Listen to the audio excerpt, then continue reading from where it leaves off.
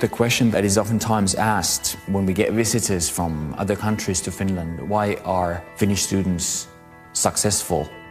In Finland, families value education. They think that it's important.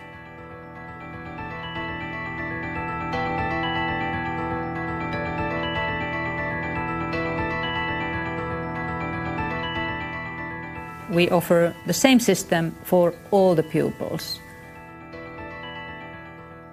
No matter what their social background is, no matter what their parents do, and so on. So everybody gets the same, similar education.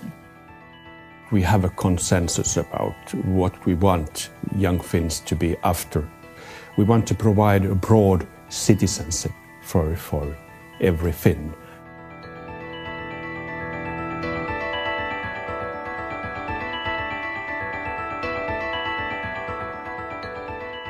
There is no one reason for Finland being on the top in all these rankings. I would say there are many mutually interactive factors. Politicians, principals, teachers, universities have all understood that this is actually the only resource that we have in Finland that has to be taken good care of: the brain, the young people, the education. So the institutions have all aimed at the same goal, to be able to provide our kids with the type of education that are making them possible to compete at the international work market.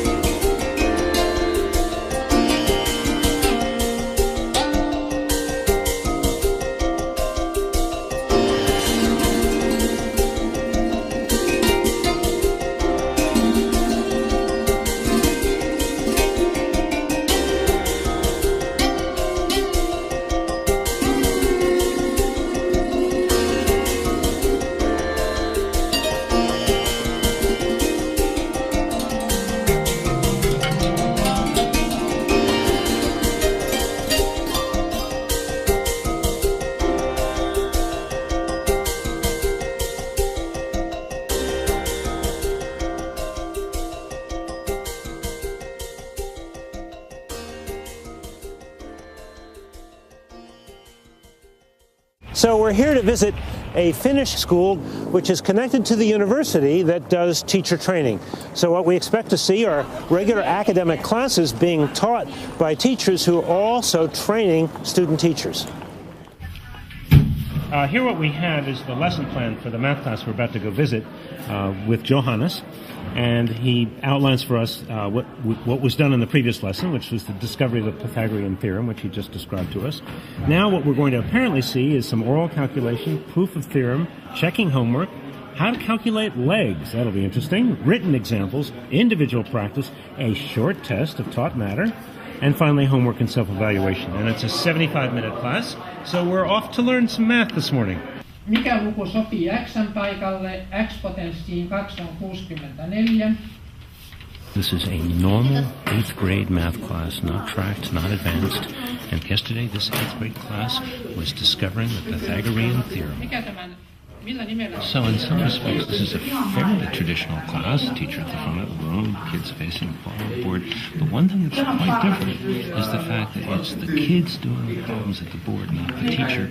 So that's the teacher's way of really trying to understand what these kids know and what they don't know. It's a dramatically better way of testing their thinking than just sort of collecting homework and grading it. Behind us, there are 7 student teachers who are observing this lesson as a part of their basic training. They are required to observe a large number of lessons, and not only just observe them, but then go back and in small groups critique and discuss those lessons. Oikeastaan we have very little testing, perhaps, you know. Yes. We don't have practically any testing until the end of the high school. Yeah, the matriculation exam. Yes. the more relaxed atmosphere that characterizes classrooms now seems to facilitate and improve learning and student motivation? We try to all the time say that it's up to you that you learn. Yes.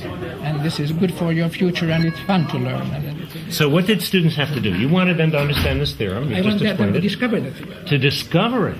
Ah. Discover the theorem. Well, that's a really important distinction, isn't it? Yes, yes. The emphasis is not so much on mechanical performance, but on using math in concrete situations and sort of understanding the math. Our school system is very much oriented toward this kind of understanding and reading and also some problem solving and this kind of things. Teachers have always been revered in Finland. In the villages, they were the wise elders that people went to for advice and so on. But what is particularly striking about the Finnish story is how they have changed the nature of teaching. Teachers are no longer assembly line workers. Page 87 by October 5 in the textbook. They have become knowledge workers working collaboratively, thinking of their classroom as their laboratory for continuous innovation, trying to understand how to ensure that all students achieve at very, very high levels. Teachers are the ones who facilitate students to create, to do knowledge work together. And this kind of a knowledge co-creation happens in these learning environments. Today, teachers in Finland lead this kind of a multi-professional work together with those who work in libraries, science centers, museums. If you want to become a teacher, you have to do pretty well, and also you have to have pretty high marks, high grades to be able to enter the university. And if you do well, then you might be accepted. Not everybody who succeeds really well and has good grades, they are not automatically accepted. In a lot of countries, teaching is something that those people who can't get other jobs do. But in Finland, it's a job where people apply to the teacher education and to be teachers. So it's an esteemed profession. Young people in Finland, they want to be teachers. And we get very competent teacher students. We have 5-year study programs for all teachers, both class teachers and subject teachers. Subject teachers, they major in their subject, and class teachers, they major in educational studies. So it's 3 years of bachelor's and 2 years of master's. I've understood that it's quite rare that all teachers have the university master's degree. Yes. I think most countries don't have that. It's probably one factor. The main reasons for our success, I would say, that it's teacher education, that we're able that we have teachers that all have masters. We call it a research-based teacher education. And it means that it's much more important to learn to think pedagogically and be a reflective, inquiry-oriented teacher. To use cultural tools, all kind of tools. If you have a lot of tools, you can learn even more. So it's like an online learning environment. It's online learning environment. Where they are sharing projects with one another? Yes. Everything is shared, yes. Everything is shared. They're working on projects together online. Yeah. You're giving them lectures online that they can access? No, not lectures. But you give them problems or challenges that they have to solve. The trust has been very important.